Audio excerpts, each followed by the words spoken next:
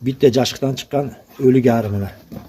13 майда социалдык тармактарга Ош шаарында арылар массалык өлгөнү тууралуу видео жарыяланган.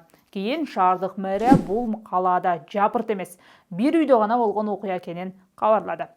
Биз маалыматты санитардык эпидемиологиялык көзөмөлдөө борборунан тактаганда, окуя Ош шаарындагы Амир Темур кичи районунда болгонун билдиришти.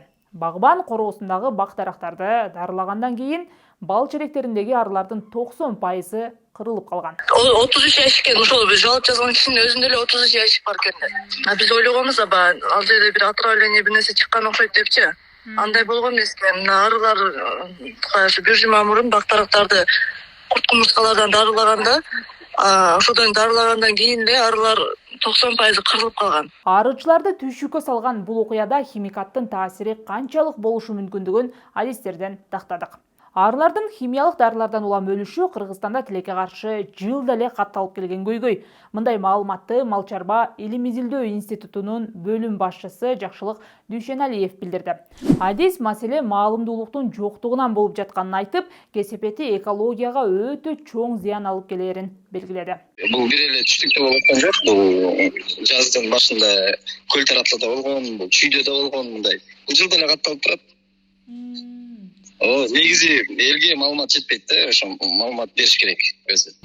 Бул жерде жөнөкөй мисалда ары болсо 3-төн 5 километр радиуста учат. Анан ушул радиуста негизи бир жерде арыланган же башка боло турган болчу, сөзсүз түрдө ары өлүп калат. То есть бул кадимки отравление. Мындай айткандачы. Сиз бакты, короодогу жемиштерди зыянкечтерге каршы дарыладыңыз дейли. Эгер сиздин же кошунаңыздын үйүндө ары болсо, аларга түздөн-түз зыян кылган болосуз.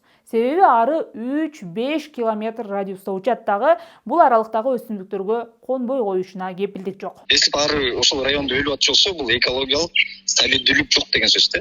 Ал жердечи.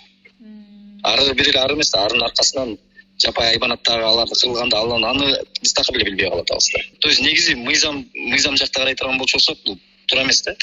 Өзү дарылай турган, сиз мисалы чоң бакчаңыз боло турган болсо, ошо бакчаңызды ошо ядохимикат менен дарылайм деген учурда радиустагы арылардагы карап, ошол жерде жергиликтүү айыл өкмөткө айтып, кабар берип, ошондой кылып туруп анан кийин дарылаш керек да өзү.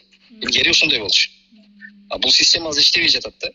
Ал сөзсүз түрдө чара көрүп, жана арыны көчүрүп кетиш керек. Ыңгайлуу жакачы. Адистин айтымында арылар басымдуу уулануудан өлөт. Алар көбүнчө эки гана себеп менен ууланат. Биринчиси, бак-дарактардын жалбырактарында илешкек болуп пайда болгон падевый балдарды жеп алганда. Бул август-сентябрь айларында болот. Экинчиси ушул талаадагы уулуу химикатты жеп келгенде. Жыйынтыктап айтсак, корооңузда өсүмдүк өстүрөм деп колдонуп жаткан химиялык дарыларыңыз арылар үчүн өтө кооптуу. Бул арылардын ууланып кырылышына алып келет.